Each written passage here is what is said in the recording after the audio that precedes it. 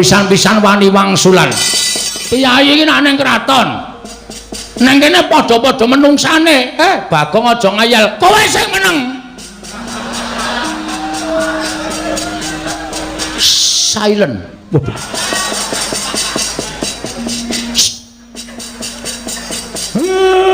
Aku ki bapakmu, aku ki anakmu. Lah iya manuta karo anak. Aja ngeyel. Iki tak rampungane. Kowe ora ana perkara karo kowe. Nek mung ngrasani sampean tok ora masalah, ora ana perkara karo sampean. Ning iki ngrasani karang kadempel Pak. Saploke aku di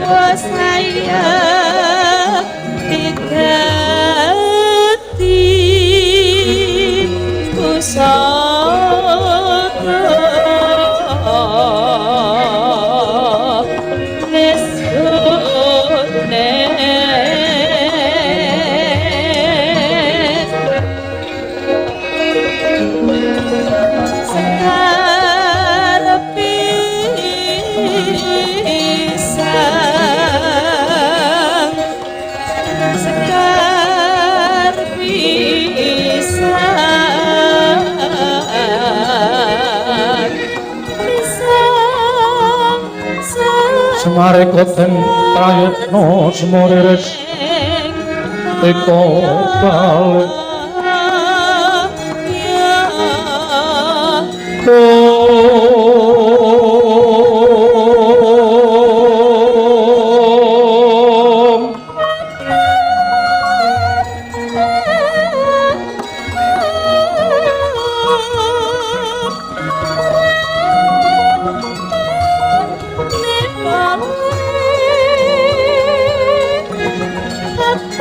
Yoni konmoyoni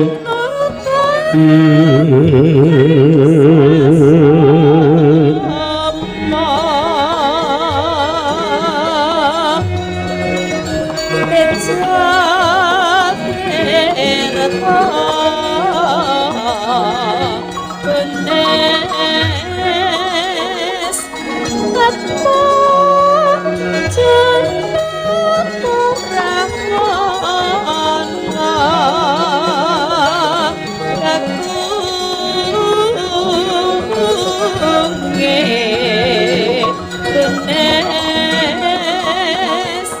sonya purnama sasi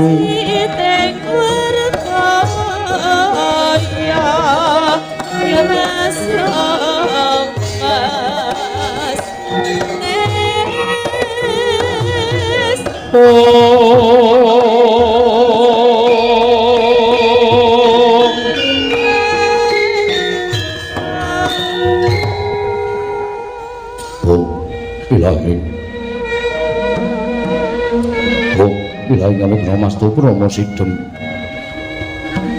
Awik Ramastu sirat mriwang jagat karana Sirandanda kawisisaning bisana sanga sinamung kang lopes temasih tandem lambang Buddha jenandur tutur katela tulat-tulat melat Maradya Winasita pamekran niskara karo negeri temyung jaman purwa pinarti tameng lalukta mangke tekap wasananing gumita tanuleng ing pralambang matumba-tumba marma panggung sang Nurwengkata sebebyar dumadining wayang purwa dolakaning undane narik runtuting dosa dengan gunung musuh rasa ini narasa ya karaos mulat cari rohang rasa wani rohing diri rasa rumongsong rumangsani lir jalmo milokoco jar bebas renakut caing cari tulo becewis gemelar jroning pagliran yaiku sejati namriksani pagelaran ringgit purwa Surya Candra Darmyang Kartika pinurba kudrating kawasa sarira triyangi tri bawana purwa tekeng dusina gilir kemanti teman dadi tetanganing dina sasi warsi windu kang sarta abad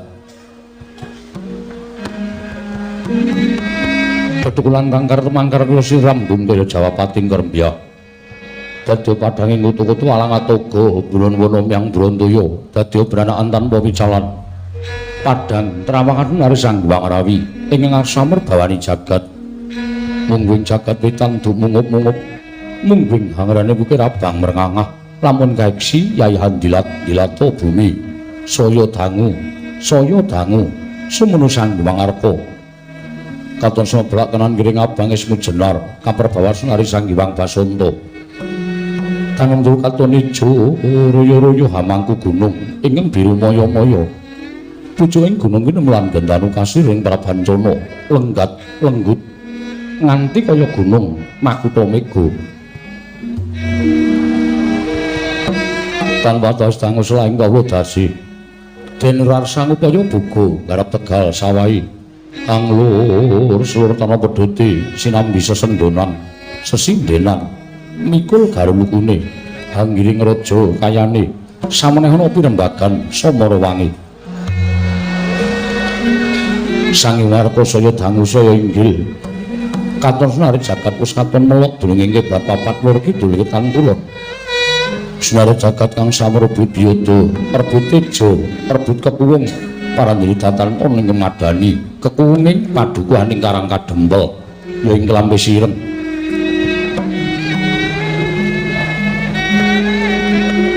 Punapa midhatan padukuhaning Karang Kadempel karana ing mriku bumi subur ingin saged nuwuhaken tanam tuwuh woh-wohan pala kesimpar pala kependhem pala gumantung dadi raja raharjaning prajawit saking kuluwetuning bumi ingkang sakalangkung kathah pramila nastan klampis sireng awit telenging padukuhan wonten wit klampis ingkang ulesipun cemeng rajaning padukuhan wonten wisma dapur limasan ing wis keladuk sepuh gebya gedhe linabur gamping cendhila cendhak nanging cekli sangajenge wisma katingal kumalebet sang Dwi Warna abrit pethak gendera pusaka bangsa Ngamarta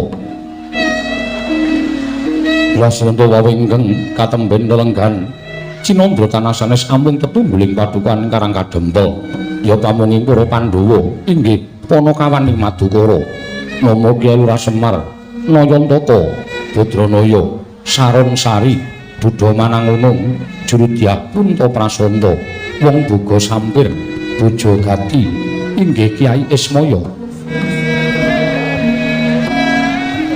Semar tegese dhateng kasamaran saliring kahanan ingkang gumelar miwah ingkang dereng gumelar Nayantaka Naya Ulat Antaka tegese pati yen nuju peteng ati ulate Lurah Semar Yayah Wulandadari Badranaya Badra Rembulan Naya Ulat Saron Sari sak paripolahe tansah mengsemake ora saru malah sari duda manang unung wujude kene yantaka sarwa ngewuhake yen diarani lanang mongko kopek yen wadon kok rerawisan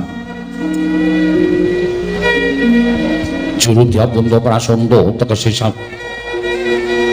pamonging satring ingkang gaya kautaman janggan semara santo tegese dadi guruning wong kang gegulang Taka Brata sabar drana lila lan legawa wong buka sampir tegese jalma kang wis kali saking panggoda pangrencana dadan kengguh dening kanikmataning donya anane mung sarwa merdeka lair tusing datin Bojokati tegese dadi juru pelados ingkang setya tuhu ing sesanggeman Ismaya minangka pepenget dumadining si Ismaya dinguni saking ismuning cahya weninging gesang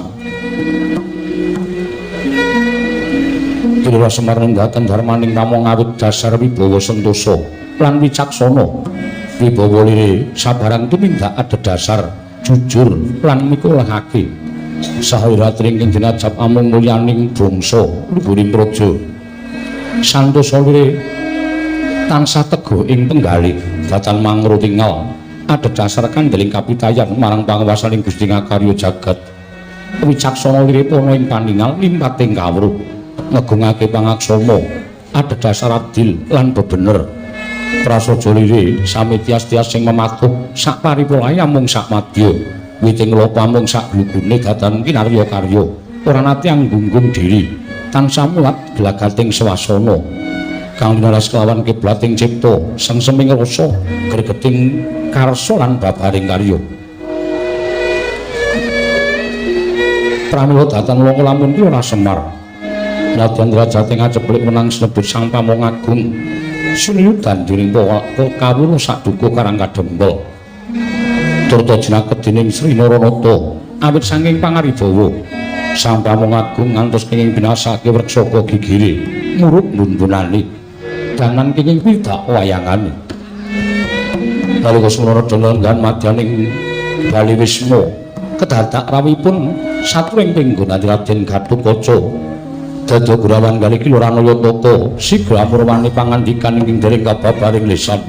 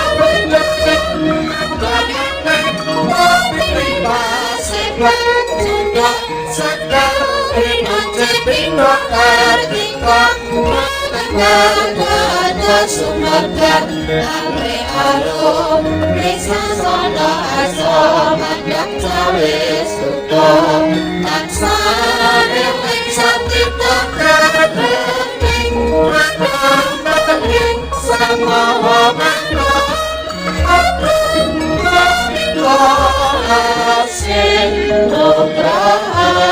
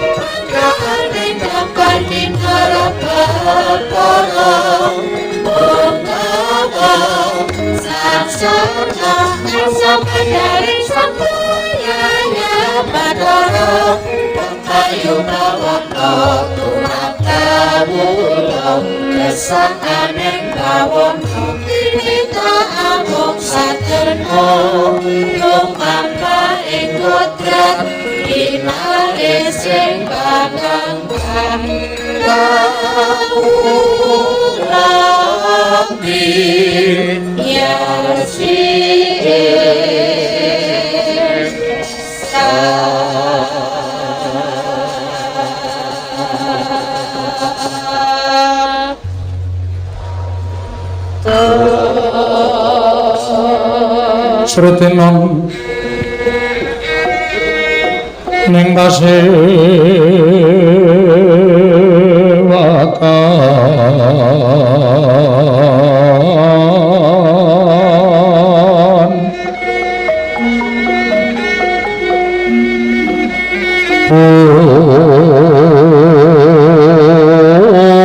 sono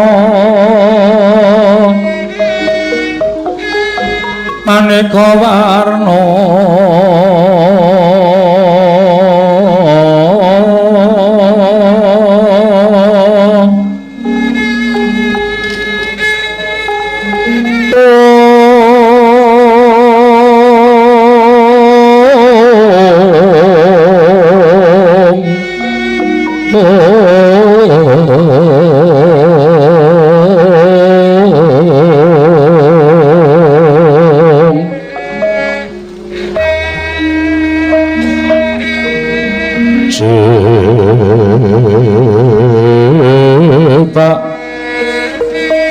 Pusmitang Utono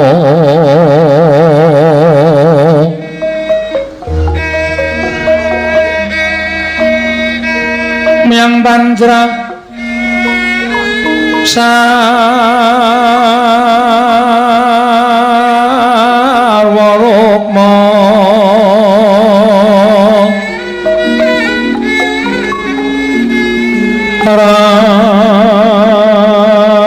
Ranggeng Manik Nara Narawata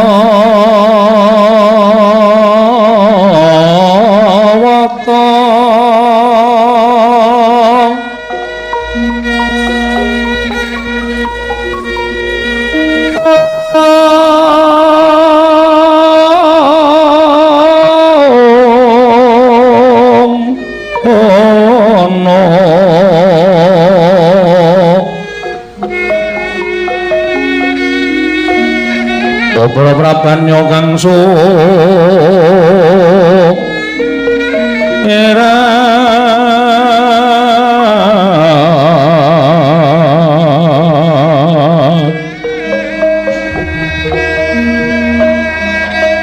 kenyaring tejo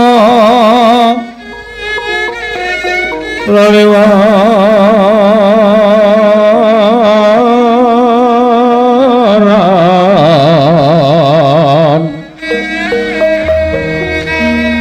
lir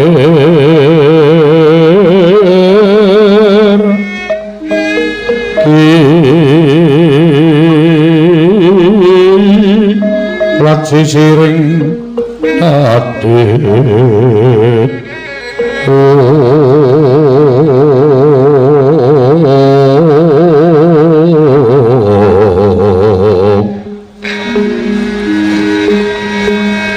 wimbo kekanda amre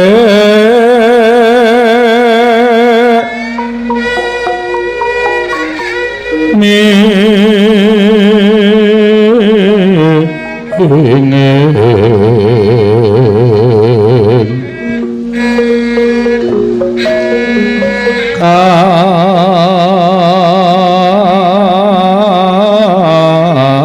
tiuping maruta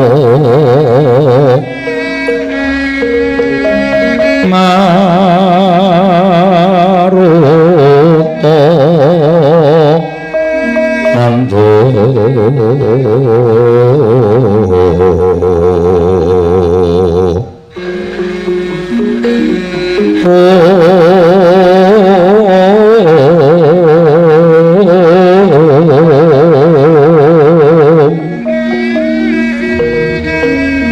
saparan mangambar kumas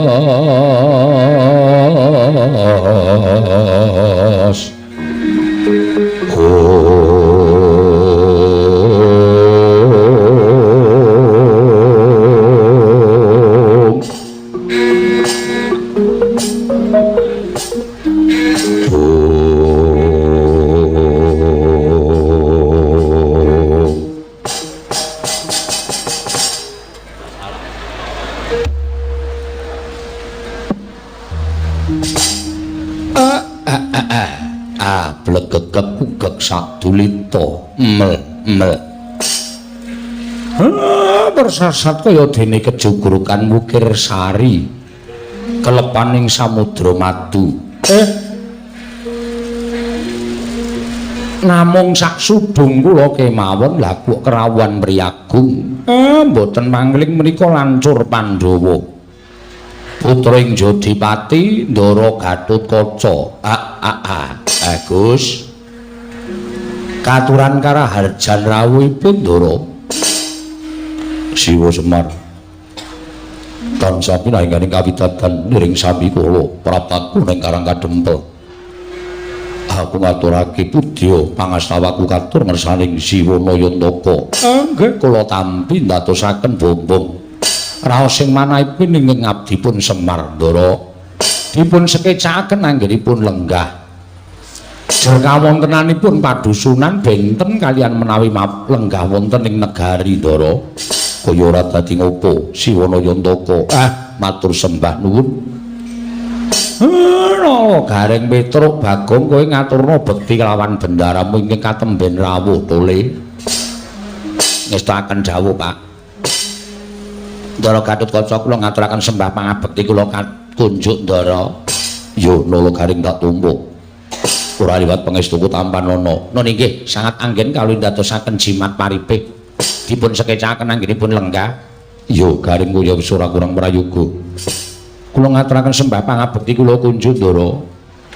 Panakawan Petruk tak tumpuh pangestuku Tampanana. Nun inggih dipun sekecakaken lenggahipun nggih Den. Ya Petruk kaya wis ora kurang prayoga.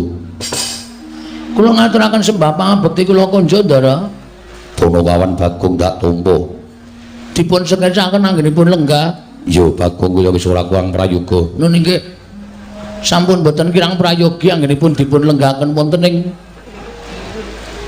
dalemipun bapak mriki ya Bagong kaya wis ora kurang penak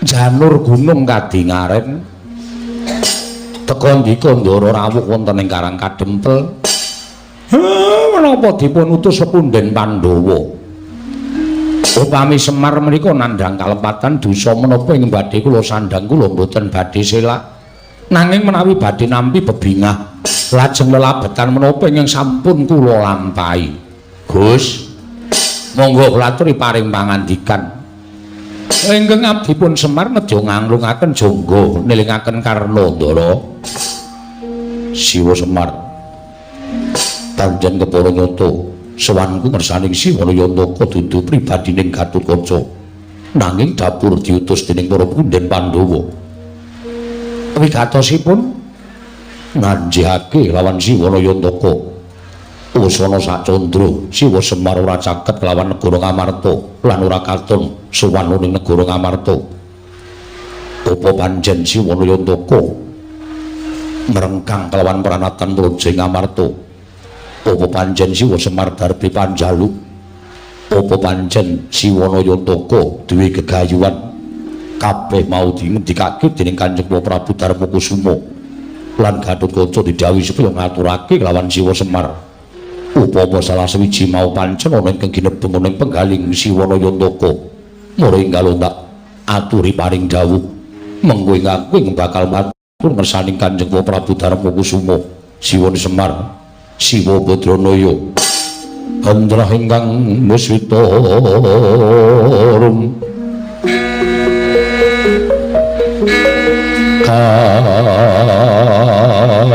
kasilring samirana mre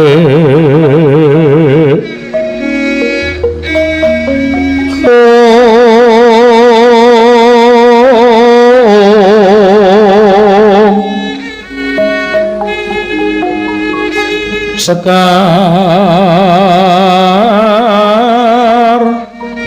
kadung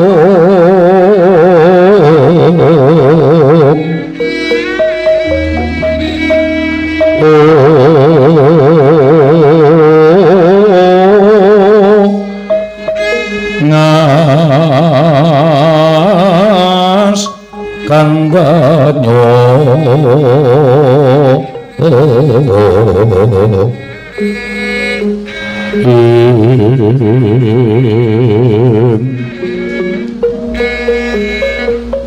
ngaweh raras renaning driya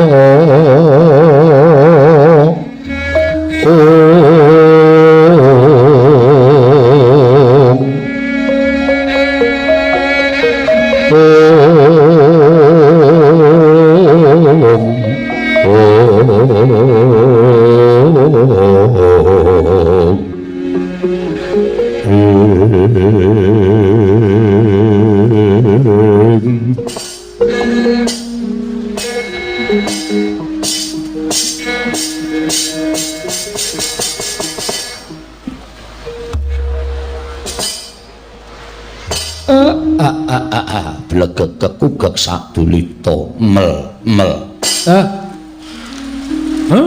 matur nuwun nggih Den dene mboten kanyana-nyana wontenipun Semar sawetawis wekdal caket kalawan negara Ngamarta menika ndadosaken kawigatosanipun Sinuwun Prabu Punta sakadang dumunten wonten pandangan lumantar ndara kula Gatotkaca Semar kok sampun pinten-pinten candra menika mboten sowan. Kula nyuwun pangapunten. Wonten ingkang kedah panjenengan mangertosi bilih Semar menika merdika. Tegesipun kula menika urip mboten kewengku dening sinten kemawon. Nanging menapa ta sababipun kula tansah caket wonten negari Ngamarta? Merga kula niku seneng kali pambegane wong atuwa sampeyan Pandhawa. Donya pun kaya ngeten kahanane. Donya wis akeh sing padha minger kiblate tumindak angkara Budi Candala. Ewadene peranganipun titah ing gumelar wonten jagat. Lakot asih wonten Pandhawa. Satriya gangsal ing ngateteken ati suci pepayung Budi Rahayu. Mongko kula golek wong sing kaya Pandhawa niku wis susah. Wis mboten nate ketemu lan wis ora iso kepethuk. Lah kok dilalah ketemu kali para Pandhawa. Mula kula gandrung kalian para Pandhawa. Kula niku nek gandrung kali wong sing ambege sadu budi niku kula nuwun sewu, pengin cecaketan, pengin sambet memitran. Ning ora kok terus Semar niku terus nyorohake awak ngabdi wonten negari Ngamarta menika mboten lho Den, nuwun sewu. Sampun ngantos klintu ing penampi ndara-ndara kula Pandhawa. Mila menawi wonten pandangan Semar kok wis pirang-pirang sasi ora sowan menika, kula nuwun sewu, kula menika dereng dipun rengkuh dados abdi lan kula dereng nyorohaken awak kula minangka dados abdinipun para Pandhawa. Semar tasih minangka dados kami tuwaning Karang Kadempel. Mboten wonten sanesipun. Mengkono Siwa Semar nggih. Terus panjenengan paring dawuh Semar apa duwe panjaluk mboten? Sithik mawon kula mboten darbi panjaluk napa-napa. Kula cedhak kali Pandhawa niku persasat kaya wis entuk kanugrahaning para Jawata. Kula cedhak kaliyan para Pandhawa nika persasat kaya entuk kanugrahaning Gusti Kang Maha Tunggal dene kula dicaketke kalih wong-wong sing ngateteken ati suci pepayung budi rahayu kados Pandhawa. Mila nek panjenengan paring dawuh apa Semar Darbi panjaluk mboten Ndara luwih-luwih kok gegayuhan sing ajeng kula gayo niku napa kula niku wong saking wong ora duwe kula niki ming kawula kula niki ming abdi upama duwe gegayuhan nek nganti keprungu tangga teparo mengko ndak disebut cecak muntal cagak cebol gayo wulan wuta ngitung lintang tangeh kelakone cepak murunge pun urip kula sak madya mawon upama diparingi bebungah saka sing kuwasa nggih kula tampa kanthi ngucap syukur ngersaning Gusti dene ora sing jeneng titah menika dipun wenangaken budidaya ya sak kamat-kamat pripun carane pambudidayaning Semar ya tetep kula ajeng budidaya ning nek kula kon duwe gegayuhan iku tesih adoh saking pangunek-uneking Semar Ndara mengkono Siwa Semar nggih mula sampeyan boten sah ewet pekewet napa sing didhawuhke ingkang awahe ngamarta sampun panjenengan ngendikaaken kaliyan ingkang abdipun Semar upama mangke panjenengan kundur teng negara Ngamarta niku mangendikake mawon napa anane sing kula wangsuli enten mriki supados ndara-ndara kula Pandhawa ugi sami prisa mboten lajeng nggadahi panyakra bahwa bilih Semar sampun suwita wonten negari Ngamarta menika dereng Ndara Siwa Semar iya nggih niku mawon sing isa kula aturke kalih sampeyan wondene sak lajengipun kula nyadong dawuh timbalanipun Ndara Gatotkaca monggo dawuhing Kanjeng Prabu Darmakusuma yen to Siwa Semar sagu lan keduga tak boyong dina iki bareng sak lakune Gatotkaca bakal tak sowanake marang negara Ngamarta iku monggo ingkang dadi kebenganing rasaku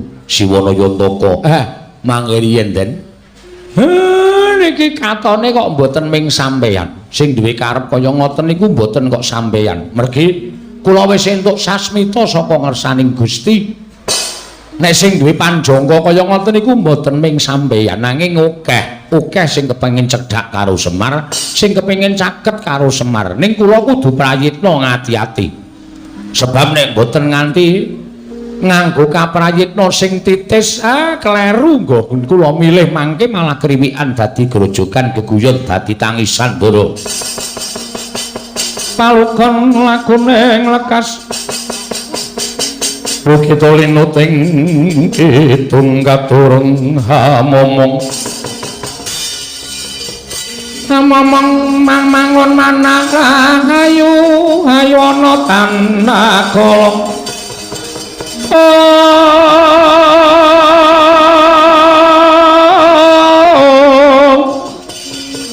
ayu ana tanah kolong akolong mamatu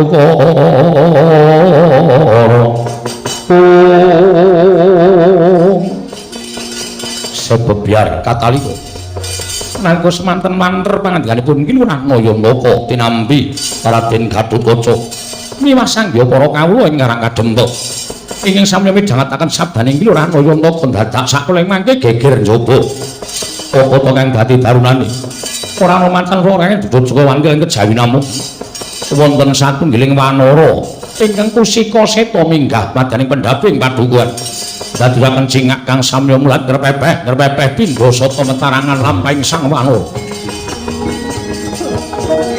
titiyane gangga yani trisanya purnama sasi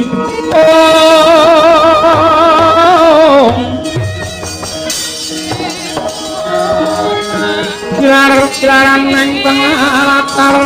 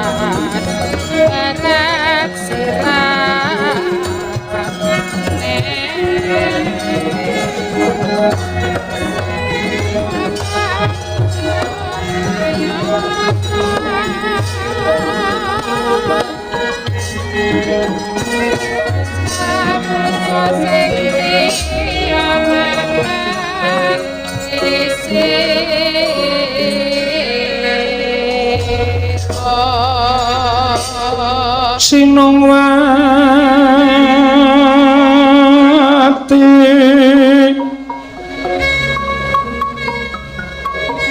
Sinongwati caket kinari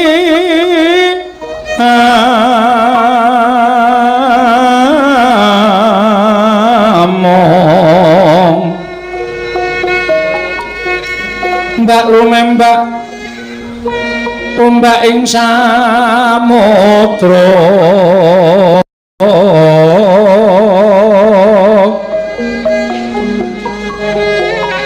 ae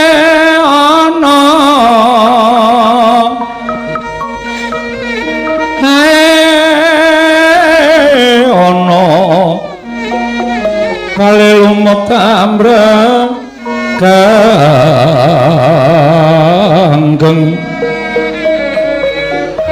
awita denceng-dencengan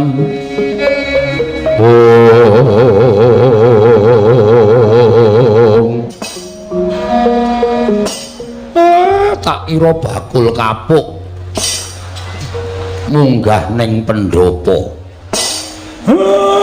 iki kok ana kethek putih mongko capet-capet aku kelingan aku mbiyen tau tate duwe sumitra wujuding kethek putih. Ning apa bener kowe wong wis pirang-pirang abad kepungkur nggonku srawung karo munyuk sing wulune sarwa putih memplak. Apa bener kowe sumitraku mbiyen? Nuwun pangapunten Kyai. Kenging menapa paduka supe dhateng kula? Aku ki takon wangsul ana dhisik. Apa kowe bener tau tate srawung karo aku? Nah taun-taun srawungipun kalian Kyai Semar. Nek ngono apa kowe iki anoman? Mboten lepat kula ngabdipun anoman Kyai. Lah dalah. Lah kowe iki kok dinahi umur dawa. Inggih pangestunipun mekaten. Selama iki ket sore wis apik lho, Pak. Konjur wong tuwa iki kleru yen entuk wae. Sak suwene iki kowe urip nendi? Kula tasih wonten ing tlatah Gindi. kula tasih nderekaken sinuwun Prabu Rama Wijaya. Kowe sinuwun Rama ya isih sugeng. Pangestunipun tasih Kyai. Anoman pirang puluh taun ora ketemu karo aku dangu sanget boten pinanggih. Ki Lurah ugi nak manggih kawidadan. Slamet. Wis kaya ngene iki ora owah-owah kawit biyen tekan saiki ora ana bedane. Nala gareng Anoman ki lho. Wah. Anoman wis slamet, Man. Pangestunipun Kelurahan Ula Garing wilujeng bekti kula kunjuk Ki Lurah. Waduh kaya awet urip kowe. Inggih. Untumu ya isih komplit. Nggih pangestunipun tasih. Awakmu ya isih sentosa kaya ngono. Inggih Ki Lurah. Karo sapa? Piyambakan kemawon. Ora nggawa kanca-kanca munyuk, paguyuban munyuk.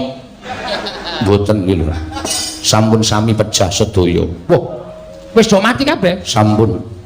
Kantun kula kaliyan Paman Sugriwa. Waduh.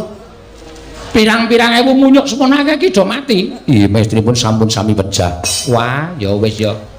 Nderek pila sungkawa wae ya, Man ya. Inggih. Matur sembah sewu nuwun tanpa pepindhan. Slamet, Man. Ki Lurah Petruk menika. Wilujeng Ki Lurah bekti kula kunjuk. Ya, tak tampa pangestuku tampan ana. Muli sangat anggen kula ndadosaken jimat. Wah, makplong bareng karo kowe isih urip. Tak kira wis mingkari jeneng. Pangestunipun kula tasih pinaringan yuswa panjang Ki Lurah Petruk. Syukur. Prayogakno ya, Man. Iya, sampun boten kirang prayogi. Slamet, Nyok. Nyok, wonten dawuh. Slamet wae. Pangestunipun wilujeng. Mbok sing sopan, Kung. Arep munyuk ning iki senopati. Iki satriya ora nyanyuk. Satriya ning wujude apa takono? Ayo wujude munyuk. Munyuk ya dundang nyuk ya rasa selak. Wong ki apa anane? Dundang nyuk ora gelem rasa dadi munyuk. Gugat karo sing kuwasa. Mboten Ki Lurah kula terima. Nah, ngono dadi kowe iki nglakoni uripmu ki apa anane tak undang nyuk ya. Kowe manut tak undang nyet ya ora masalah. Inggih. Ha iya. Slamet. Pangestunipun Ki Lurah Bagong wilujeng bekti kula kunjuk. Tak tampa ora nggo kanca rombongan mboten. Namung piyambak mawon Ki Lurah Bagong. Wis do mati ya? Sampun. Munyuk sing raine wedhus wae kapimindo. Ayo mati pejah. Munyuk sing raine boya kapisarobo menika ugi pejah. Munyuk sing butute dawa banget kae cacing kanil menika ugi sampun boten wonten. Waduh. Sareane nanti aku arep ngirim. Sedaya mboten pejah tanpa tilas. Wah, wis cilaka tenan. Mengkari kowe. Inggih, mekaten Ki Lurah. Ayo wis toto-toto mati. Lho. Kondur toto-toto mati ora. Kula menika tasih panjang umuripun. Heeh. Sugriwa isih tasih. Wah, jan kae gleleng dhewe kae ketuane munyuk. Inggih. Wis gek matur karo bapak wigatene apa? Anoman ana apa? Lah kok dadi kowe sowan mongko tanpa taliwara. Ki Lurah.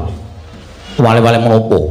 Sowan kula menika mboten saking pikajengan kula piyambak, namung dapur dipun utus dening pepunden kula Sang Prabu Sri Rama Wijaya. Dene wigatosipun sapengker panjenengan nilar negaring Pancawati, penggalipun Sang Prabu Rama Wijaya.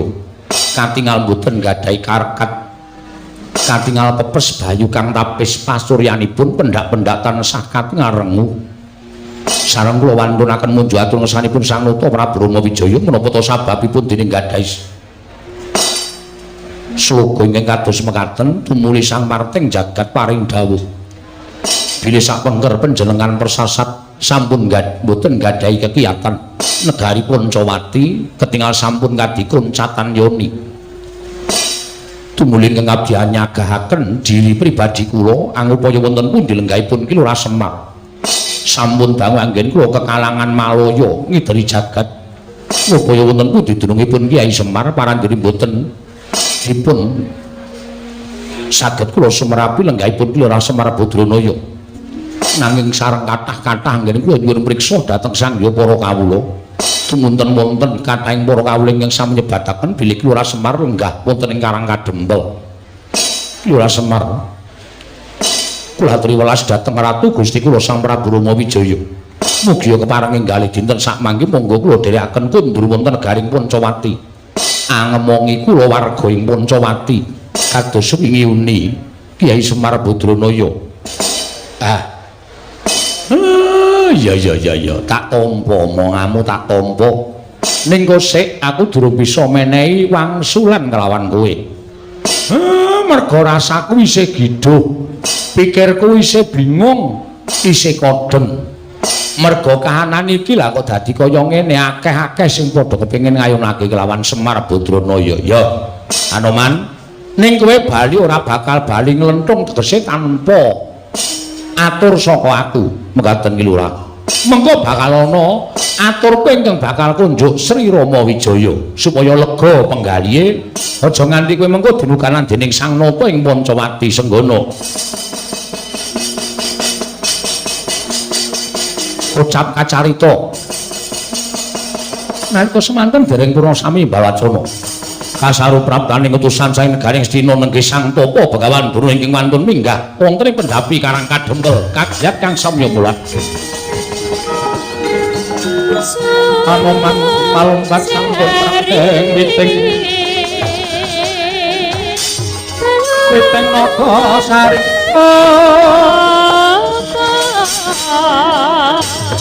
gune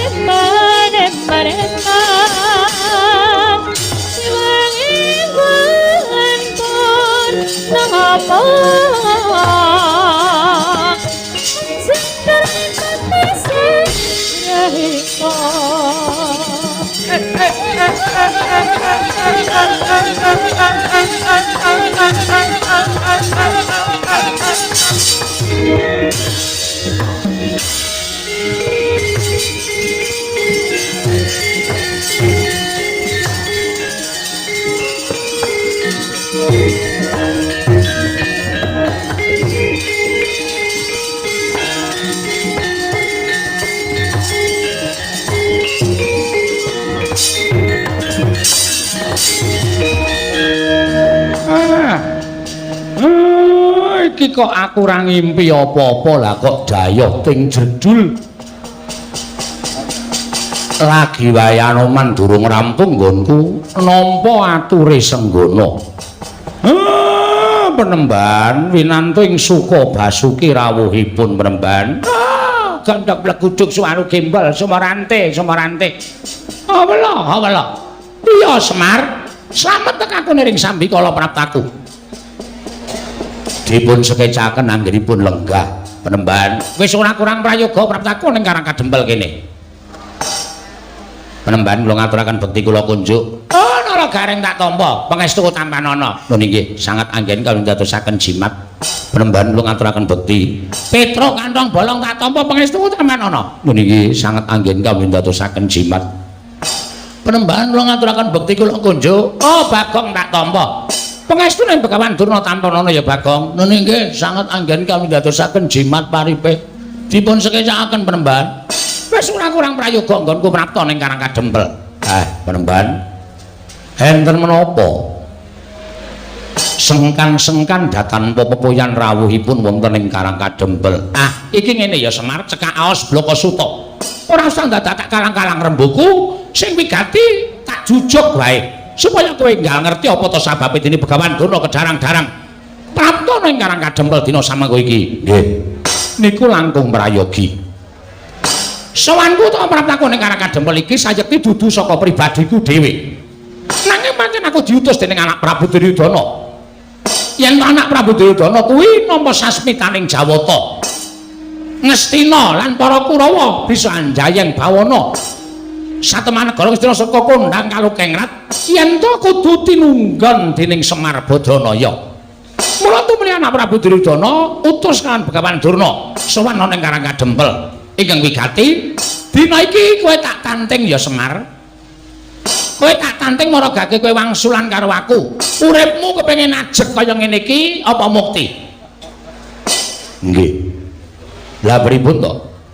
Nek kula urip kepengin ajeg kaya ngeten iki pripun? Nek kepengin mukti pripun? Nek kowe kepengin ajeg kaya ngene iki uripmu sekeng ora duwe mlarat apa-apa sarwarkasa, ya wis ngono kuwi wae uripmu rasa do wae. Ning yen kowe kepengin sugih, kowe kepengin duwe dadakan dina iki ayo, kowe melu aku tak boyong menyang negara Ngastina. Kowe tak boyong menyang negara Ngastina, kowe ngomong marang para Sata Kurawa, kowe manggon ning negara Ngastina sak lawase uripmu. Kowe ora usah nyambut gawe, kowe ora usah ketayalan menyang sawah, menyang Tegal. Kabeh apa sing tak butuhake bakal dicawisake dening anak Prabu Duryudana. Aja kok wujuding pangan, nadyan sandang sarta prabeya kabeh bakal diwujudi dening anak Prabu Duryudana lan diparingi dening anak Prabu Ngastina. Lho apa ora kepenak? Iki salah sawijining cara nggo ngowahi karo uripmu lho Semar, nggo ngowahi karo uripmu. Ing atase kowe kuwi sawijining titah mongko kondhang Kalukengrat. Persasat jagat iki iso nyebut pusaka ingkang bisa kandha, jimat ingkang bisa ngucapke ming Semar Badranaya. Ning bareng padha tekan Karang Kadempel kabeh padha mlengos. Kabeh padha ngrasani karo kowe. Ing atase Semar ki wong kondhang Kalukengrat. Lah kok omahe kaya ngene iki? Ya bener kowe duwe pendopo.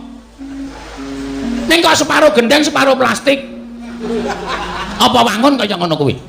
Nek kira-kira ora kuat gendengi, omong karo Begawan Durna, mengko tak kirim Semar. Ning ora kaya ngene iki ora ngisini-sini. Ngono? Omahmu kaya mengene iki dimbrukke, gawe sing luwih apik. Anak Prabu Duryudana saguh nyukupi, saguh menehi karo kowe apa wae sing tak butuhake mesti bakal kasembatan. Kowe nganggo nyamping saka emas ginepeng. Ayo. Dienggo carikan, emas kok dienggo carikan. Apa ana? Sesuk bakale ming kowe sing nganggo, ming kowe sing nganggo. Kowe suweng ya ora ming lombok nganti bosok kaya ngono kuwi. Nganggo suweng sing gedene sak kurungan jago, men kewer-kewer kupinge. Kuwi ya iso kelakon. Kowe njaluk bayar pira sedina yen kowe gelem ngomong para Sata Kurawa, bakale kowe kelakon. Mula dina iki ora usah dadak tok petung-petung. Ayo mangkat ana ing negara Ngastina, kowe ngomong marang para Sata Kurawa. Wis ngono wae Semar, sing dadi aturku marang kowe. Tak tampa ya monggo, ora ya tegese kowe wong sing ora gelem urip kepenak, wong sing ora gelem urip sing luwih saka sakbarakanmu utawa kawula kiwa tekan Karang Kadempel kene.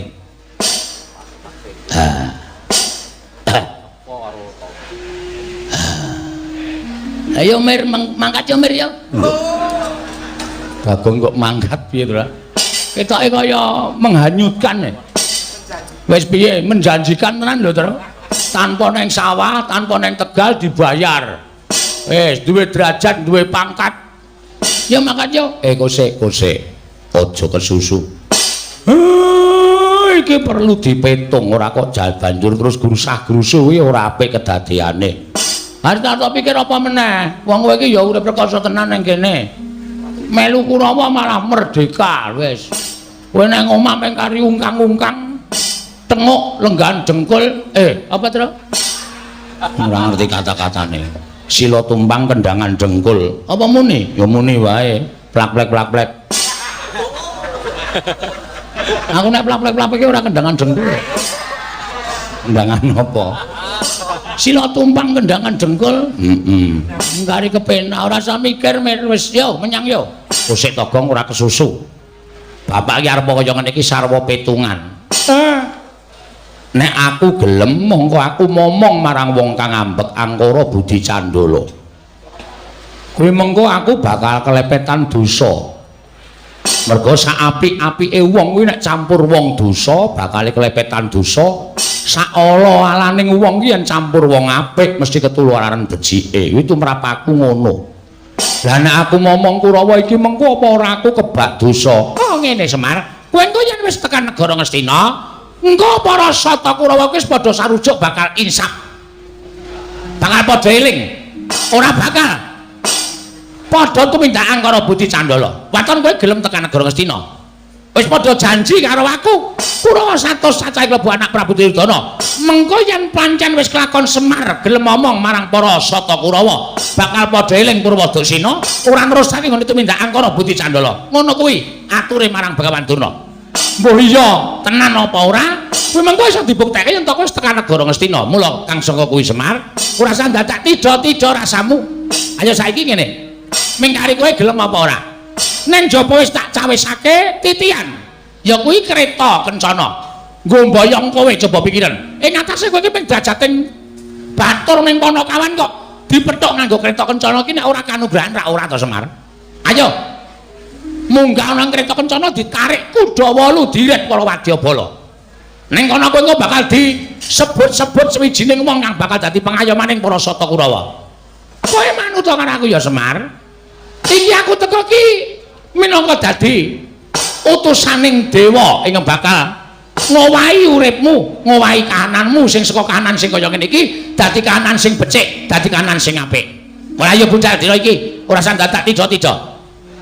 Ning wanter sabdaning anak Prabu Duryudana, Bapa Penembat Durna, menawi Semar dipun imingi-imingi utawi Semar badhe dipun paringi brana picis derajat pangkat tuen kelengganing kenginggil ewadene Semar mboten kenggo. Kula sumanggaken dhateng Jengandika Bapa Durna. Purba Wasesa kula borongaken dhateng Jengandika Bapa ing Sukalima. Ah, tegese aku wis menang murba kalawan kowe. Yen kowe ora gelem tak gawa marang negara Astina, Semar, apa kelakon? Aku nggunakake cara-cara sing kasar. Apa kelakon? Aku kudu nggunakake cara sing nalisir saka anggrek-anggrek kautaman.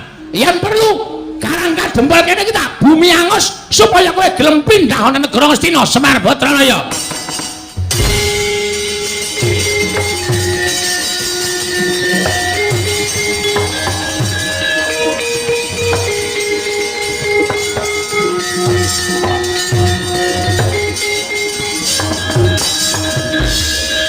Kunjang Kanjeng langit kelap-kelap katon lir kincang ing aris. Risang mawe kandrung sabaran katulu. Bagong kowe arep ngopo? Kowe mau rak wis mathuk melu Begawan Durna. Kowe aja nesu, kowe melu Durna kono nek Semar ora arep tekan ngendi-endi. Sik, Pak. Perkara iki bareng Durna ngendika utawa omong nek Semar ora gelem digawa nyang negara Ngastina, Karangka Dempel arep di bumi angus. Iki wis dudu perkaramu dhewe, Pak. Ning iki ngembet keselametaning kawula sak Karangka Dempel. Kawula sak Karangka Dempel bakal katut cilaka nek bapak ora budal ning negara Ngastina. Monggo Durna iki nek omong ora tau ming sembrono. Durna iki nek omong nyata apa anane merga iki pendhita ning pendhita wengis. Ning kuwi dudu sak barakamu. Kowe ming batur, Durna kuwi piyayi. Kowe aja pisan-pisan wani wangsulan. Piyayi iki nek ning kraton.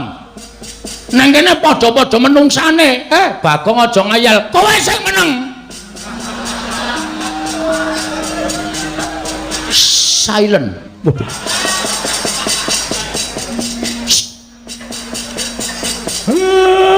Aku ki bapakmu, aku ki anakmu. Lah iya manuta karo anak. Aja ngeyel. Iki tak rampungane. Kowe ora ana perkara karo kowe. Nek mung ngrasani sampean tok ora masalah, ora ana perkara karo sampean. Ning iki ngrasani Karangka Dempel, Pak. Saploke aku dilantik dadi linmas Karangka Dempel ki. Aku ora trima nek ana wong ngrasani rusake Karangka Dempel. Sakaremu nek kowe dikandhani ora nggugu sakaremu. Ala becik bener luput lakonana. Mulane kowe meneng wae. Wong tuwa ngeyel ora. Dusi sisan kowe. Wong antil lho kowe. Wong ora apa-apa arep didusi ora. Penemban, lho iki Bagong. Lho ora basa. Tak basanono iki ra urung ming dadine padu. Mula ora ana wong padu kok basan-basanane ra ana. Aku ngoko sampeyan ya ngoko. Sajake kowe rada nesu karo aku, ora ming sajake. Asline nesu. Perkara ndi sing marai kowe nesu? Kowe dadak ngrasani omongmu sing terakhir mau muni piye? Nek Semar ora gelem tak boyone negara Ngastina, Karang Kadempel tak Bumi Angus. Terus saiki kowe sampean mikir ora? Nek Karang Kadempel mang Bumi Angus niku sing dadi korban ora mung Semar, ning kawula sak Karang Kadempel. Sing ora ngerti kentang kimpuling lelakon, samangsa-mangsa kathahe suwe kentange metu. Oh. Piye, Tru?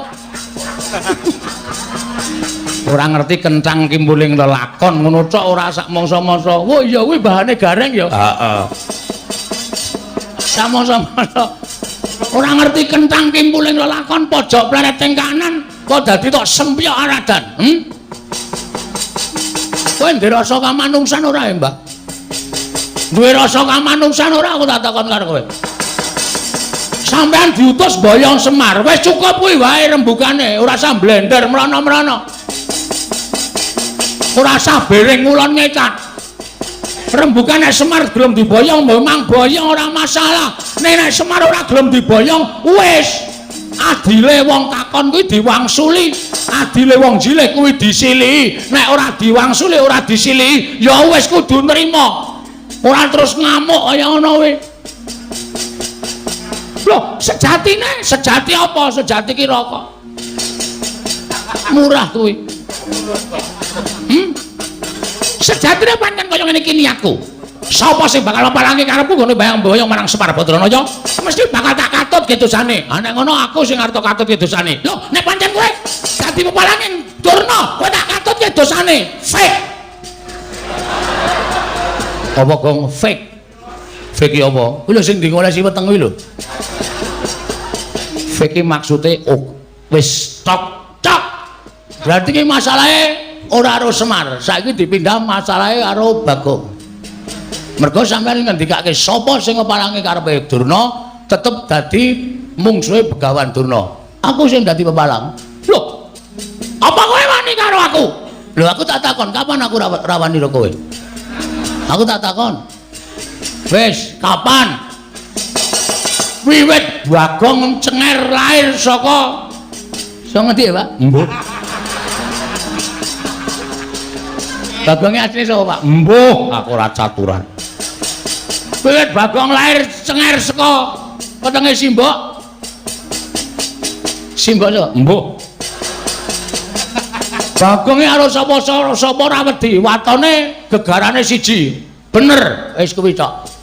Nek aku bener, aja kok menungso.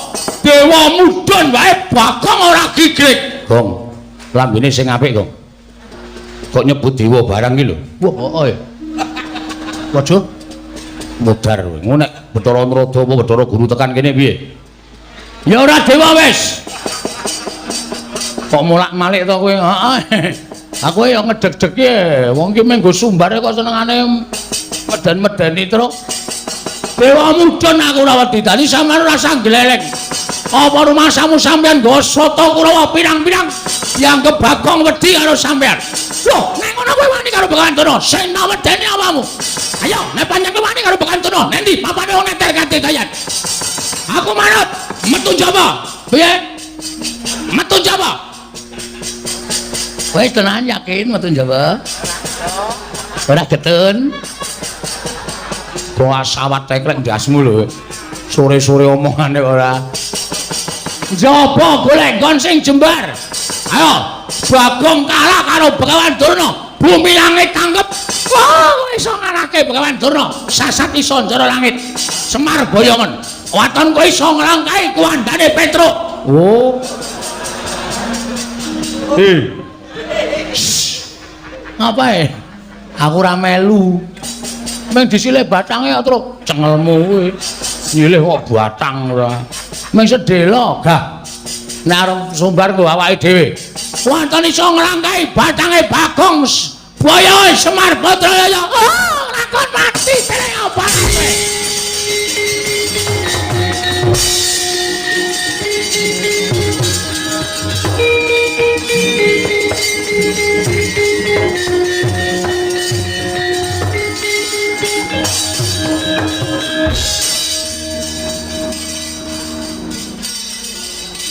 Ngapa Emir? Pak, mbok Pak, Gong. Hah? Mbok Pak iki bapakmu. Wong bapake tak undang semere senenge ra Jawa-Jawa. Ngapa Emir? Bayi jane duwe utek ora to? Kuwi lha gedene semene kok ora duwe utek. Apa anggapmu semene iki isine susu ya ora mungkin, Pak. Wis awake. Kowe iki ngerti ora? Durna kae nggawa Kurawa. Ngerti. Aku ngerti kok tok tantang. Aja kendel. Aku ki catur kendel kok. Aku wis ngerti nek Durna wani langap-langap. Le omongan ki mesti nggawa Kurawa. Ora nggawa Kurawa ora mungkin Durna wani kaya ngono. Lah nek Kurawa ngroyok Karang Kadempel, lho, tandinge sing arep nandingi. Oh iya, Tru. Moh. Tru, moh. Biasane wae perang lho, Tru. Ora, wis ora arep perang aku kesel. Gareng kae. Hah? Gareng. Gareng yo awake ora petha kok kon perang. Matane kira. Sikile becik, tangane cekot. Aku nek cara Semar nang ndek anak gareng tak tekak wingi-wingi. Isen-isenke, bentuke seramutu.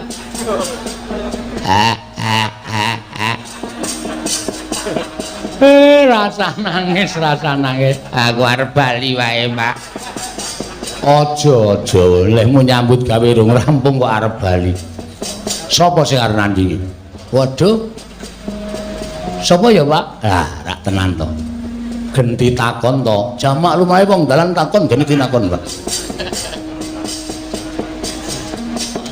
Man, wonten dawuh. Sini, Man. Inggih. Wonten dawuh iki lho, Rak. Kowe karo aku kan kanca. Inggih. Kowe kelingan jaman tak tutke, ngetutke kowe nyabrang segara ndek anu goleki Dewi Wara Sembadra kae. Lho. Sapa to? Sinta. Heeh. Sinta kemutan. Ketemu karo buta cangkeme amba banget. Ha to? Degya kala togok udu. Wil katak sini. Kelingan ta kowe? Kemutan. Sapa sing ngandani kowe nek kowe ning jero wetenge buta? Sapa? Petruk. Wo. Kudu aku apa mbiyen? Didi. Terus jaman kowe arep diserbu prajurit ngaleng kok, sapa sing ngandani? Ki Lurah Nala Gareng.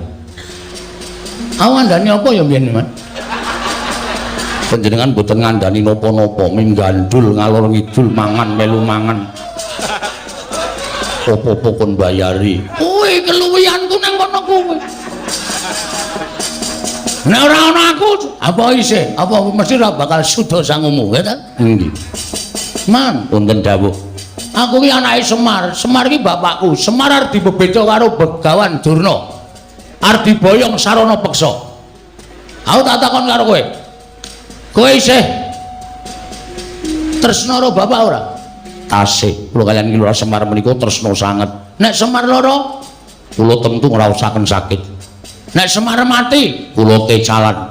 Nek ana sing arep mateni Semar, kula mboten trima. Hei, Kurawa arep boyong Semar. Arep mateni Semar, arep mateni kawula Karang Kadempel. Piye kowe kira-kira wani ra musuh Kurawa? Rung tepung to? Dereng. Engko tak kenalke sik. Bar kuwi terus dijotosi. Oh nggih, ngestaken dawuh. Sagu, saga. Ada jalan keluar. Ya. Tenang wae. Wis Pak, tentrem. Tentreme ngopo? Sing arep mungsuh Kurawa Anoman. Senggana mbok ya wis mboten napa-napa iki lho, mboten napa-napa. Kula menika menawi kedah males kesaenanipun kula Semar, menika nyawa kula aturaken dereng saged sak traju lan sak bobot. Kula menawi wonten tiyang ingkang badhe damel geger Karang Kadempel, kula ingkang sagah betengi. Ora sah ben Bagong wae nggo pengajaran. Wis ana sing sago kok ora sah. Pak pendem tenan wae. Senani meneh aku. Wah, anggere lara ora tak suntikke kowe yakin nengke wae nganti mbathang gong. Karo wong tuwa kok kaya ngono wae. Mengkel aku. Wis ana jalan keluar kok ora sah. Semar iki tak sumbang. Matur nuwun ora sah. Terus engko ora urung ngundang aku gong golekno silian. Nah. Mumet aku ki. Iya. Wes kendhamu mangan. nyuwun dipalilahipun Semar Kakang Semar Badranaya. Aku minangka wakiling Semar Badranaya.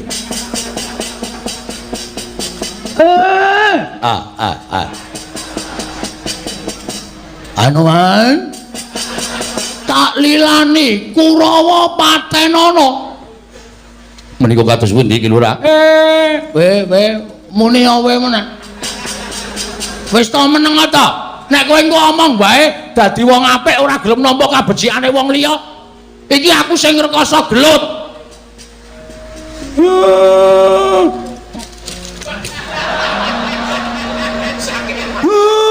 Mangkato Anoman lho nggih ngestaken dawuh.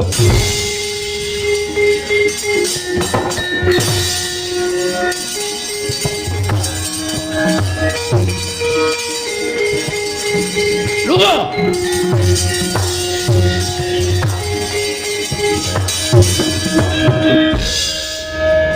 Mbok mbiyen lair dipateni wae, Pak. Mbangane gedhe kaya ngono. Bagong. Bapak niku dadi Bagong, dhewe dadi Semar. Kene, Pak, kene tengok ini, Pak. Ora. Ngono e mbrebes mili. Kene lenggah kene. Bapak ki wong top wis, ya. Waduh kedangan, Man. Lenggah kene. Nyun ngapura, Bapak. Aku kok bendina mintok waneni lho, Bagong. Sok kapan kowe arep manut? Sok bar bodo. Bar bodo jelas manut wong kowe entuk pecis, entuk sarung saka bapak utawa mbok pira-pira ngekeki bapak. Sirahe iki ra ana sing sedeng ukurane, Tru. Jare ana nek si Semar iki sirahe kok 84 piye? Cilik banget to? Ora ana sing sedeng, aku iki sira arep nukokke. Aja do rame. Petro. Pripun, Pak? Kawula karang kadempel konsumise rada adoh, mergo iki bakal dadi perang gedhe antarane Anoman karo para Sata Kurawa. Nggih, ngestoke dawuh. Bagong kowe ya ngewangi aja ming meneng wae. Siap. Ngestoke dawuh, Pak. Nala Garing kowe ya ngewangi aja ming meneng wae. Nggih, Pak, ngestoke dawuh. Wis ngono wae, mengko nek kira-kira perang saya mbondo kalani Petruk kowe matur karo aku. Lho niki ngestokaken dawuh. Pun paripurna, Pak. Monggo. Bapak mlebet wonten ing griya kula tak medal jawi. Iya. Sing ati-ati ya, Bagong. Sampun mboten kirang prayogi. Nggih ngestokaken dawuh, Pak. Wis purna gatining pepanggihan madaning padukan Karang Kadempel. Nalika semanten katingal sigra manjing telenging Bali Wisma Kelurahan Mayandaka. Eling-eling sipating pamong parandene lamun katinon kanthi permana jati. Kaya tumurun ing Sang Hyang Bathara Ismaya ingkang katingal gumebyar busanane. Katingal paripurna ing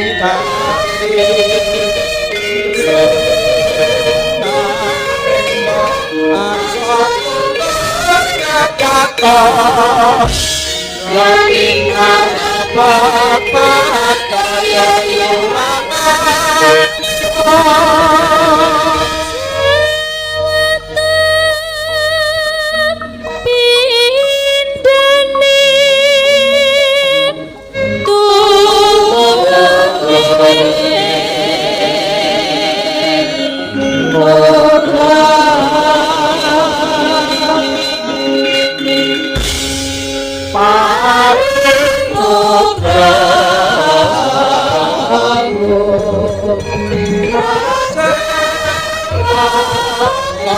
Bindane matu Mokta satis Yamosti koduma kera Merit bapak jambrak awula Bukti aku ati sinembang sinakati dosa sakit menangan rindu kembang sari untuk kakaknya nyukutan keselamatan untuk kakaknya nyukutan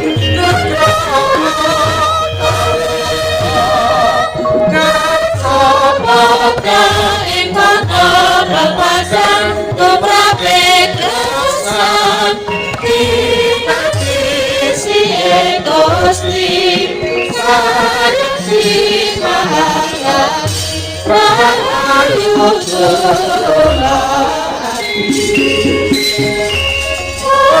Sakti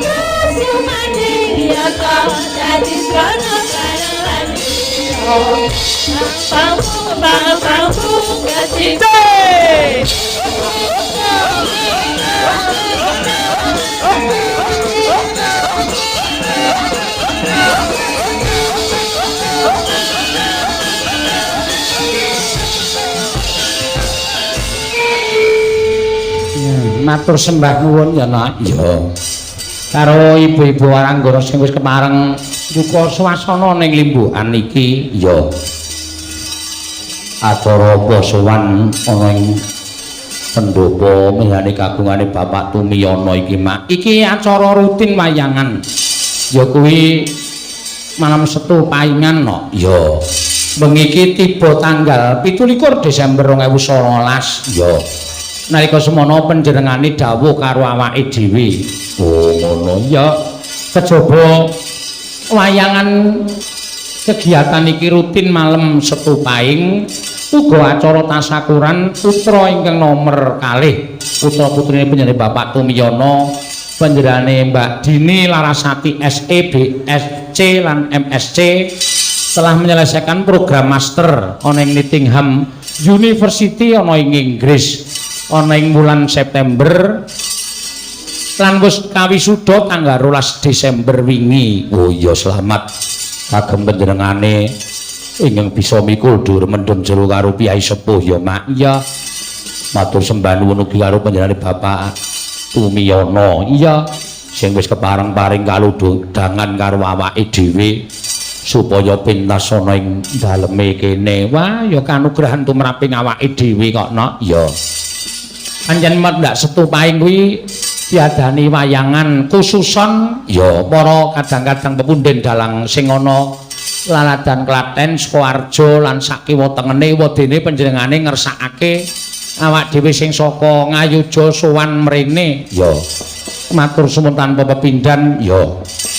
Ya mung panjen keparenge Pak Tumiyono iki awak dhewe kudu nganggo keprak gagrak cara kene no, cara Jawa Tengah kene ya wis ora apa-apa sak jejak-jejak irak muni. Ayo. Nek kon bener karo para pepunden-pepundenku sing lenggah ning kene ya wis ora pas. Ya. Mula nyuwun gunging samudra pangaksami ingkang akeh ya nok. Ya. Keluarga besar panjenengan Bapak almarhum Bapak Ibu Triwidodo kuwi kagungan putra 6. Oh ya. Panjenengan Bapak Insinyur Suparno lan garwa Ibu Putiah. Ya, panjenengane Ibu Sugiyami lan garwa Bapak Sugiman. Uga nomor 3 iki panjenengane Insinyur Bapak Tumiyono lan Mbak Istri Winar Warsini. Oh ya. Lan iki panjenengane Ibu Suyatmi garwane Mas Aktri Agus Bayusena. Oh iya. Panjenengane Bapak Sunarno SEM Hum garwane panjenengane Ibu Sri Mulyani Ibu Bupati no. Oh ngono ya Mak. Iya. Matur sembah nuwun. Iya wis putra 3 kabeh wis padha mentas no. Ya, panjenengane keluargane Pak Tumiyono. Putrane Pak Tumiyono mau 3 ya. Panjenengane Mbak Meganu Nur Fitriana SE BSc MSc lulus S1 UGM. Oh, BSc Erasmus Uni Belanda, MSc Lancaster Uni Inggris, Master bidang finans lan perbankan. Oh, anak kedua putra nomor 2 sing disyukuri bengi iki Mbak Dini Larasati SE BSc MSc sarjana S1 ana ing UGM, BSc Erasmus Uni Belanda, MSc Nottingham Uni Inggris ya, bidang finansial lan ekonomi polisi. Oh iya. Lan ingkang angka gangsal ya ki Zahran Nur Sulistiyawati nembe lenggah ana ing SMA 39 Jakarta no ya.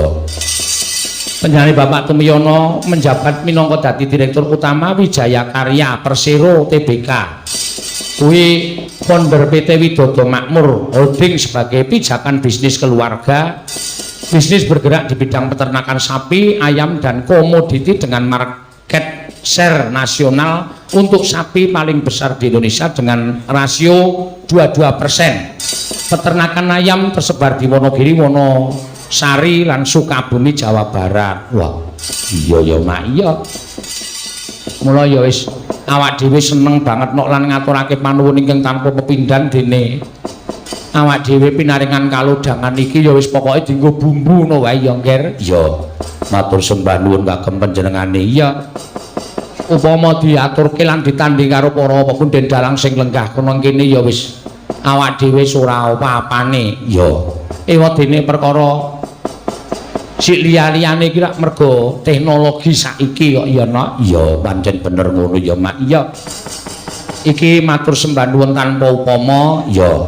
Awak dhewe sak rombongan ditimbali supaya sowan mrene gandeng panjenengane Ibu Tumiyono garwane Pak Tumiyono iki pancen demen nonton utawa nonton apa jenenge mresani streaming awake dhewe, pendak-pendak saben dina mesti mresani ya. Ing atase gelaran kelir wae ming buta loro gedhe-gedhe iki kudu ana. Ya, kudu ana ya Mak, kudu ana. Mula nganti terus tak dadak tak tukoke awan mau. Tak tukoke nendi? Tak tukoke nane bojoku. Wah, padha wae kuwi ora. Heeh tenan no. Matur sembah nuwun tanpa pepindhan. Ya. Ya aja kokean gunem sing tanpa guna. Ya. iki ya ngrawuhke pelawakno ya panjenengane Mas Gareng Semarang karo Mbak Eka Kebumen ya diaturi supaya tindak panggung klintong-klintong ombak andong apel klintong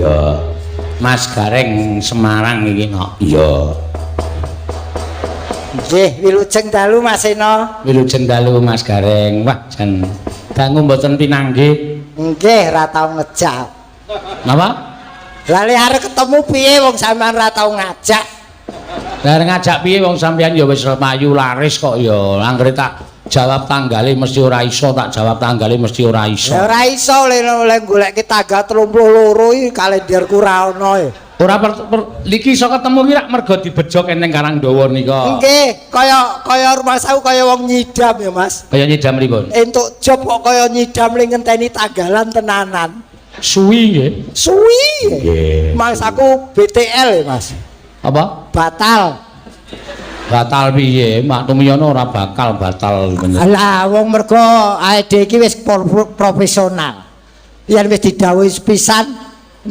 ya kudu saguh nadyan jane asline Mas piye iki yen sing nimbali ora Pak Tumiyono jane bengi iki aku ki nganggur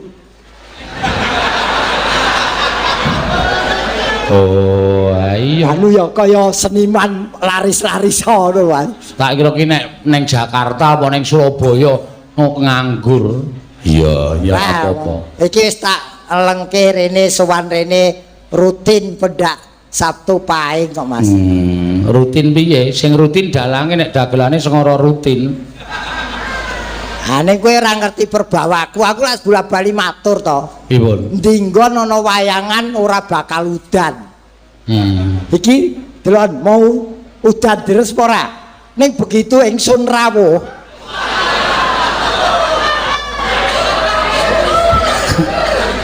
oh dagelan kok sombong kok sombong piye ayo piye mau ngendika apa ki mau ingsun rawuh heeh lho apa salah to omong aku apa salah lho bener ingsun ki rak ya tarape derajate ana dhewe-dhewe ingsun ki nggo Nalendra utawa ratu ngono sing ngomong sapa nek sampean ya aja ingsun kok ya lha wong Gusti Benawa mau ya aku kok sapa Gusti Benawa mau yang ngendika aku lagi teko ora ingsun lagi rawuh ora Gusti Benawa ki apa ratu ya kenci ora kurang ajar lho kowe Gusti Benawa ki putra Nalendra Surakarta kok lah kene ya ngerti lah ya apa Gusti Benawa ki ratu putra Nalendra apa ora kudu ingsun ya ora entuk kuwi ingsun ki ming Nalendra ki tata basa Jawa ki wis dadi gareng pirang-pirang taun ora ngerti tata basa Jawa sing apik ingsun ingsun ki Nalendra sing nganggo nek aku ki ya aku nek rakyat biasa ya aku ngono wae oh aku ora entuk nganggo ingsun nek sampean ya kowe monggo kowe iki anak munyuk wis aku anak munyuk lah kowe anak beruk Ya Dadi ora awake ono. dhewe nak dulur. Ora anak ndurut. Beruk iki munyuk cilik kok anak-anak iki dipeksa apa piye?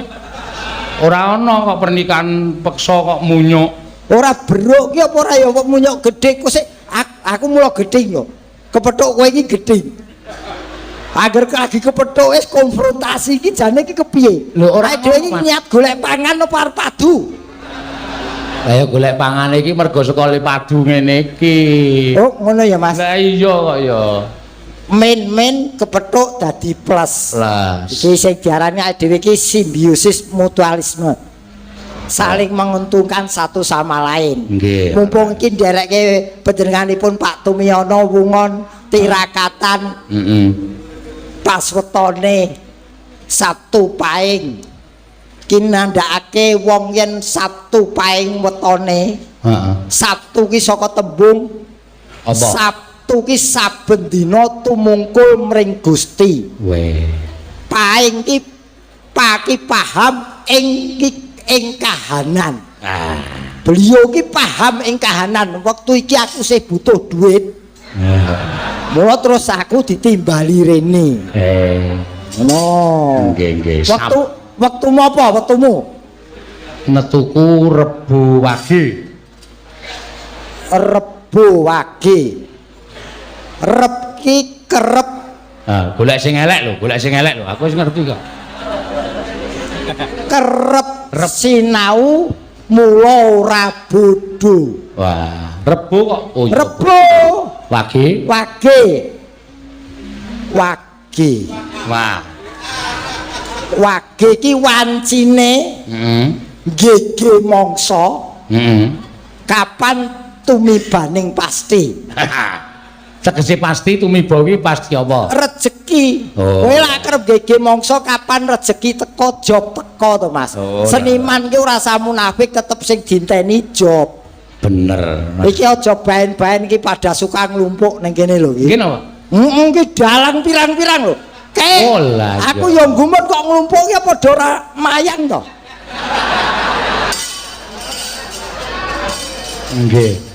Iki nandhakake dalang kene pada suka umume Klaten khususnya iki bersatu, Mas. Bener nggih. Iki nonton dalang weton Prambanan.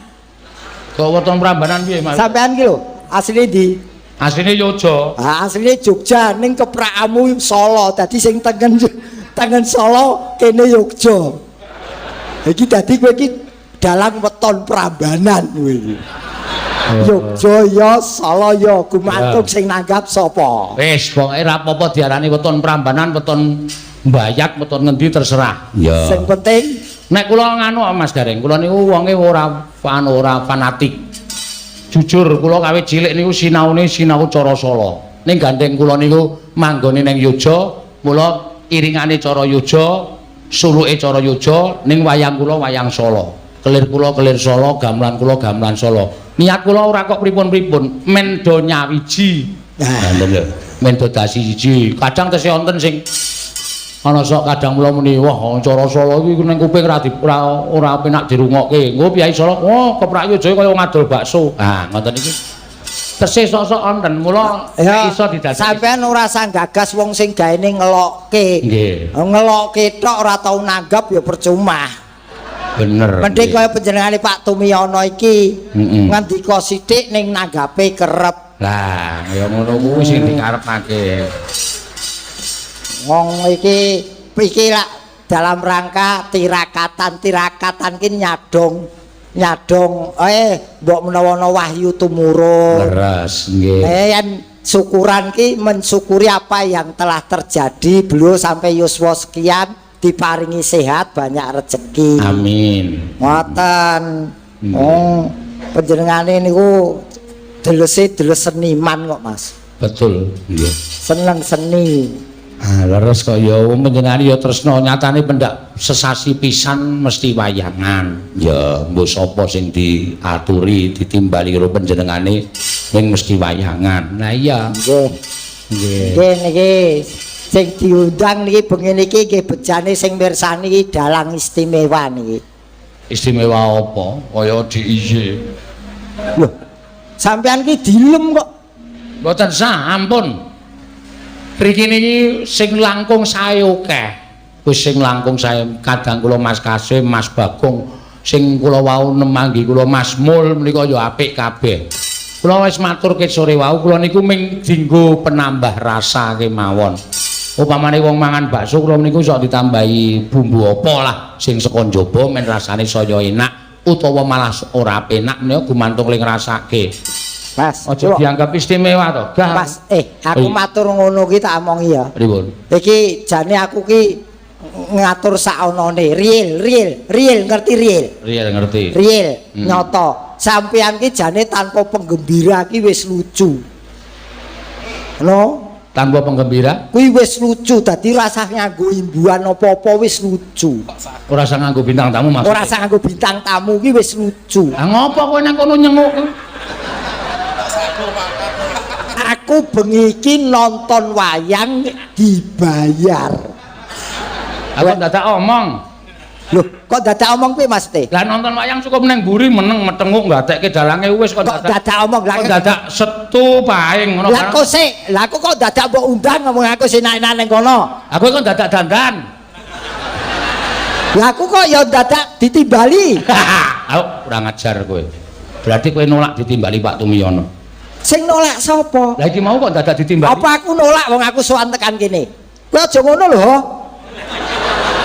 Ora lah kok nek wis ditimbali iki ngucap syukur, alhamdulillah ditimbali Pak Tumiyono. Aku kok dadak ditimbali. Anggepmu kowe luwih cukup tinimbang Pak Tumiyono ngono piye? Loh, sing ngomong cukup piye wong wingi tak jajal tak sekeng sik kok. Gegeden kok cukup. Kowe aja kowe tumbak cucukan no. Ora tumbak cucukan aku mung neruske omonganmu kok. Kowe seneng to yen kancane ora diundang rene. Wis bengi iki penonton rasa nonton wayang, nonton kowe karo aku padu ae. Wis arep apa kowe saiki? Ora apa-apa wong aku minggenake omongan sampean. Nek omong ki basa ki angel. Ha kok dadak diundang. Ha iki lho, ra penak ning kene iki. Lah, Ra penak. lho, maksudku ora usah diundang. Ora usah maksud, aku ora maksud pokoke. Iki ming ra penak ning kene iki. Tegese ora usah ditegeske. Aku nesu emosi kok pisan. Ora emosi apa teko dok wis diudani kok. Ha ya kabeh ki Kowe ora ngerti to? napa? Kathokku teles iki. Lah Iki ngopo? anyep kabeh lho iki. Lah ngopo kok teles? Tiba ning kono. Ayo. Ayo sok meneh iki le pincang ki nek wis ning dhuwur panggung. Lah kowe gaya kok. Kowe mlaku penonton ra ngerti nek kowe gareng Semarang terus dibincangke. Ayo tiba. Tekan jero. Le pentas ki nek wis nang kene wae rasa saka mburi kok wis pentas. Maksudku ki aku lak ya tertib, masih urung munggah panggung ning kono wis gareng ngono lho. Ayo kebangetan le profesional kebablasan kowe. Lagi medun saka mobil lagi dikeroyok penonton kok wis bincang. Nek ra pincang lho kok Mas Garing mboten pincang ngono. Oh terus pincang ayo. Kebangetan jenenge ngono kuwi. Banyak kowe iki ora iso dikumpulke aku. Kowe karo aku geyeng. Geyeng piye? Wetone iki wage karo paing ndai geyeng, ora tau gathuk. Ah, ora apa-apa kok ya. Aku aja ngelingi bapakmu sapa gelem ngancani kowe. Sampeyan nepung lho. Superman ki. Biyen kanakku. Kurang ajar iki.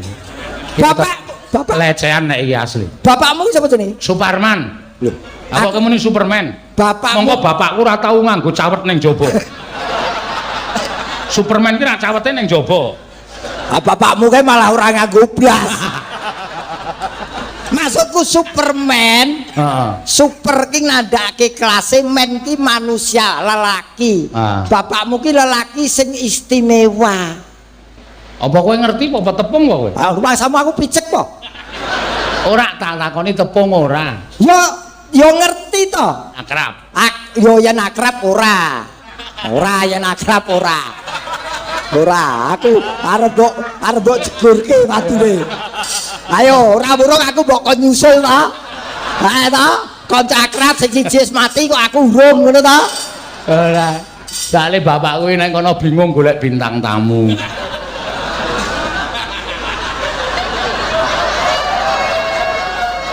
Iya.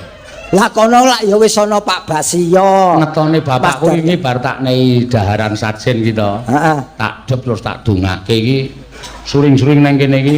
No mbok mesake aku le, ngregep sapa ngejak omong aku. Oh bapak iki. Ngopo Pak? Wonten apa? Aku nang kene wayangan kok nyenyet. Sepi ra ono wong delok mbok kirimno bintang tamu.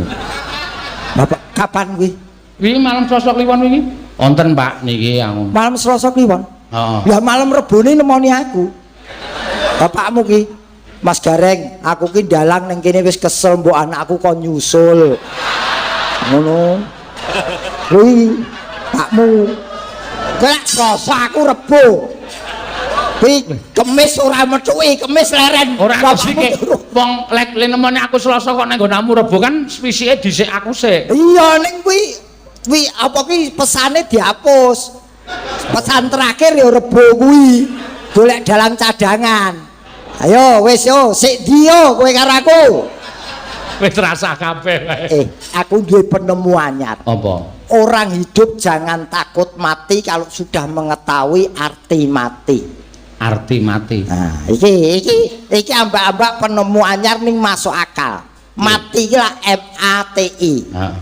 M manusia semua akan mengalami karena itu takdir. A akan tetapi waktunya tidak bisa ditebak. Sewaktu-waktu bisa, panjang juga bisa. T tidak harus sakit dulu, tidak yang tua dulu. Hati-hati. Ora kudu lara. Iki waras wiris dalang mudhun teksek akeh. Hati-hati. Iki mula kari ini salah satu rahasia ilahi. Oh. Ora iso dipethek. Mula aja sombong, dupeh luwih enom terus suwe ngono, urung karuan. Wong tidak harus yang tua dulu. Bluluk kae isih cilik wae tiba. Tiba. Bener. Nih, hati-hati aja sok sombong. Aku wis tak hati-hati kok. Aku mlaku yo tak jejeg-jejege kok. Mau wis dinehi isyarat. Dinehi sikil apik kok mlaku kok pincang, gegeblak. Tanda-tanda aku ya. Justru sing apik iki dikeki tanda-tanda biar siap. Oh. Sing ngrekoso ki sing ora kei tanda-tanda, mayang mati dadak piye? Ning aku ora urung siap. Loh, justru sing urung siap kuwi. Ya ora ya sing digoleki iki sing siap. Kowe mau wis tiba to, berarti wis siap to.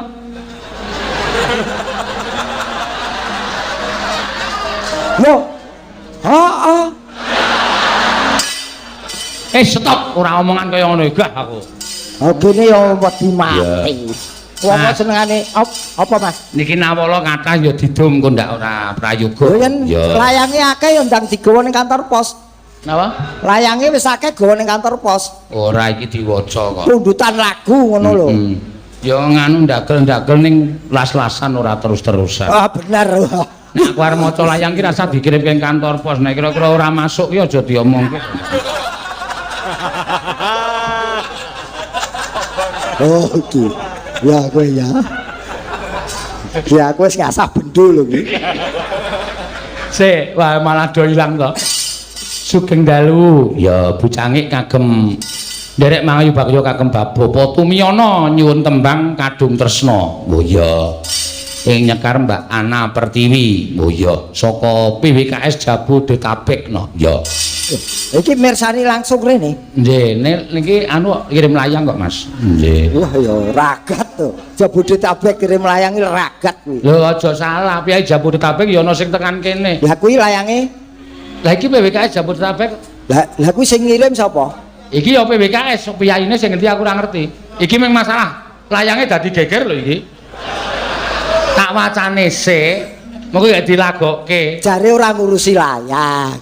Ya tak urusi wong aku sing mayang kok geger wae kok. Lah ngono ki lho. Pokok ilange. Wayang apa layang yen ora ana duwite. Pecinta wayang kulit Surakarta nyuwun gending kembang rawe. Mbak Tatin dan kawan-kawan, Dokter Tatra dan Tatra wis nya wacane. Ya, angel ya. Minta lagu aja lali janjine dibawani Sambal kemangi dibawakan Mbak Tati ditujukan kepada kru WMP, semoga sukses selalu, amin. Kula Sarno Swito, ya kula badhe nyumbang bawa wan cilimbukan duet kali Mbak Tatin kali iklan. Oh iya, iklan apa? Empu iki. Ora ketu ya. Dokter Tatra iki. Pemborong bangunan mengerjakan pembangunan rumah, pertukangan, renovasi rumah, pemasangan keramik dan lain-lain. Banjarjo, Kedung Ampel, Cawas, Klaten. Oh iya, matur sembah nuwun. Niki kembang rawe, Mas. Wis ngerti aku ki wis maca dhisik, aku kok ndadak ngomongi. Oh, mbono. Pokoke jare ra iso diwaca. Aku kira ra iso maca meng sing kirim iki nek kembang. Lah ya tak wacake kuwi kok Dokter Tatra plus kawan-kawan. Oh iya. Oh. Buta huruf kok ndadane oh tok. Ya ngece aku buta huruf. Kowe iso nulis po? Lho ya iso no. Tulisan Semarang tanpa A, tanpa huruf A. Iki sing buta huruf kowe. Kowe Ora ana Semarang kok tanpa huruf A iki ra iso diwaca. Semarang tanpa A. Ora iso no. So wae jenenge ra iso nulis kowe. Semarang kok tanpa A ki apa? Semarang tanpa A. Wis rampung. Nulise piye? Lah iku aku meng nulis to Semarang tanpa A. Ya tulis wae Semarang tanpa A. Wis rampung. Ngono kok mikirmu mbulet lho. Lho jare tanpa A. Lah iya tanpa A. Rame aku tak kon nulis ora nganggo. Semarang tanpa. Oh, TLK. Apa? Telek. Ngono kok pinter moh. Ayo wong. Manut ngelmuku. Heeh. Sing kowe iso menyusun 3 kata disusun dibaca dari depan maupun belakang sama arti dan sama bentuk. Ayo. 3 kata disusun dari belakang maupun depan sama arti dan sama bentuk. Kasur. Kasur. Wes, meh cedhak iki meh iso. Kasur ini rusak. Wacanan kok mburi engko ayo kasur ini rusak. Saka ngarep kasur ini rusak. Semarang tanpa A. Kasur ini rusak. Kuwi diwaca kok ngarep maupun kok mburi sama arti dan sama bentuk. urung karuan. Kok urung karuan piye? Urung karuan arep tak waca saka mburi-mburi lawange ra dibukake kok. Diwaca kok ngarep dong. Ya. Kasur ini rusak. Nah, diwaca saka mburi kasur ini rusak. Ora nyandak iki kelas dosen kok. Iki paling ora levele ya putrane Pak Tumiono.